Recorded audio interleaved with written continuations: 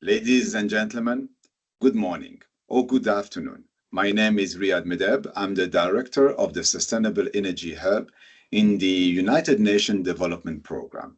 It is a privilege to be with you and to take part of this critical dialogue. On behalf of UNDP, I warmly welcome you all. Let me extend my sincere appreciation to the UN Partnership for Action on Green Economy, as well as our partner in South Africa and Indonesia for convening such an important discussion just few days before the G20 energy ministers that will gather in South Africa to adopt their ministerial declaration. Over the past 4 years, the G20 presidency has rotated among Indonesia, India, Brazil, and now South Africa, shifting global policy focus toward global South priorities. The just energy transition and access to reliable, affordable, and clean energy became a central topics, with Indonesia launching the Bali Compact and the Bali Energy Transition Roadmap, prioritizing energy accessibility, clean technology, and including clean cooking and innovative financing. India and Brazil emphasize green innovation, South-South cooperation, and socio-economic aspect of just energy transition, notably adopting the G20 Just and Inclusive Energy Transition Compact at the COP29 in Baku. South Africa's current presidency built on this effort, centering its agenda on solidarity, equality, and sustainability for a fair global energy transition that respect varied development contexts, especially in Africa and the global South.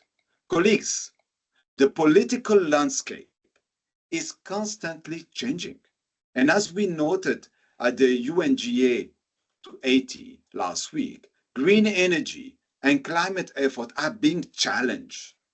Despite this, the UN 2030 agenda provides a solid global framework for sustainable development. Today, under the SDG 7, affordable, reliable, sustainable, and modern energy for all, we meet ahead of its final review in July 2026 at the high-level political forum. But let's ask ourselves something. Is the energy transition benefiting everyone equally in the global north and in the global south? If not, what actions are needed to make it fair and equitable for all? Let's have a look at the facts, colleagues. In 2023, the renewable energy sector supported 16.2 million jobs globally, up from 13.7 million in 2022. A remarkable achievement. Yet, Africa accounted for only 324,000 of these jobs, less than 2% of the global total. Around 70% of the world lithium, cobalt, and copper come from the global south. In 2022, South Africa led the world in producing platinum and rhodium, key input for hydrogen fuel cells and catalytic converters, with global production shares of 74.2% and 85.3% respectively. Yet most value is extracted elsewhere. Most value is extracted elsewhere, while e-waste is dumped back into those same regions. Colleagues, in 2023, international public finance for clean energy in developing countries totaled $21.6 billion, a 27% increase from previous year, but still well below the 2016 peak of $28 billion, and drastically short of what is required to meet global energy and climate goals. Many developing countries continue to face currency instability and high debt level.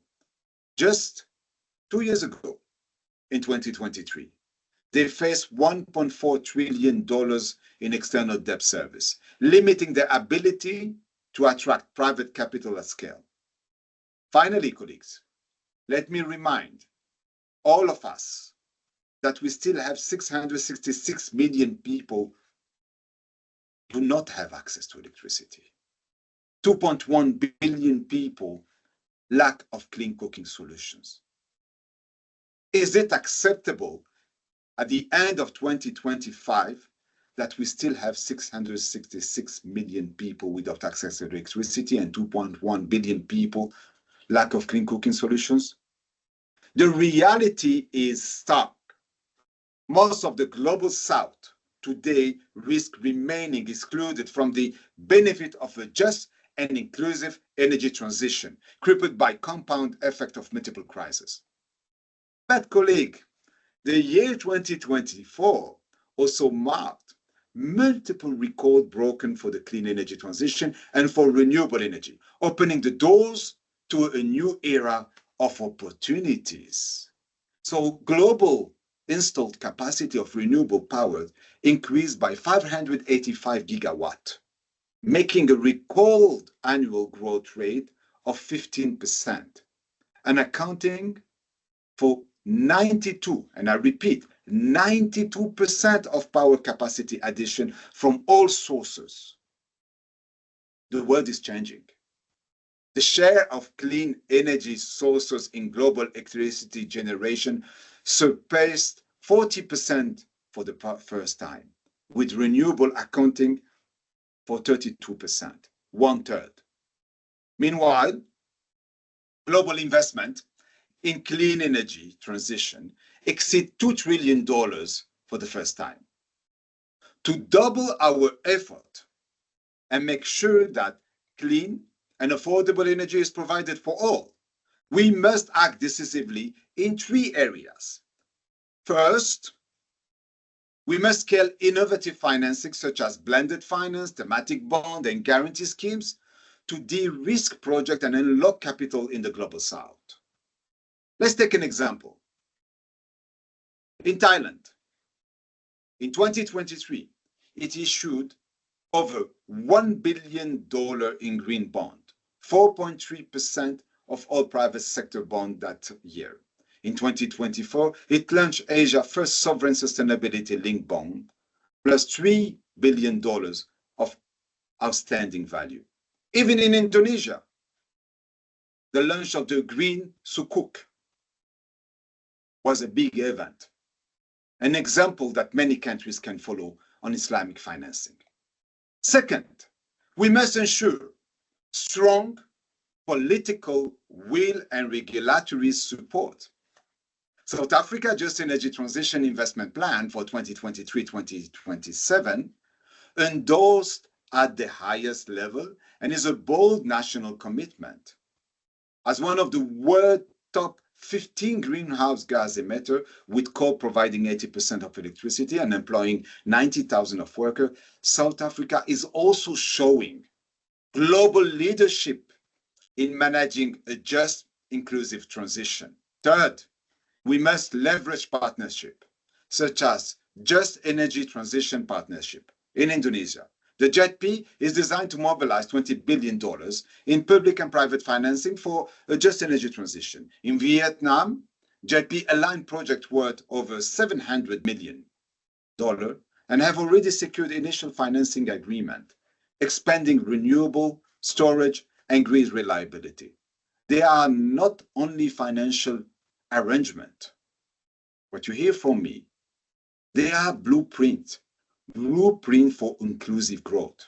Ladies and gentlemen, to conclude, allow me to quote Antonio Guterres, our Secretary General, based on his remark of last week during the UN General Assembly for the 80th anniversary.